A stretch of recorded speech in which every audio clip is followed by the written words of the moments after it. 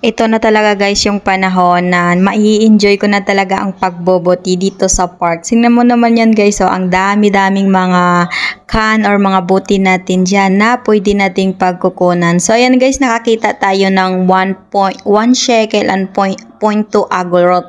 So ibig sabihin, ang isang buti na yan equivalent na mga 10 can. So ganun ka, medyo mahal-mahal kunti ang bilhin yan. So sayang din yan, kinukuha ko yan. Pero the rest yung mga buti na 30, hindi ko kinukuha kasi ang bigat talaga guys.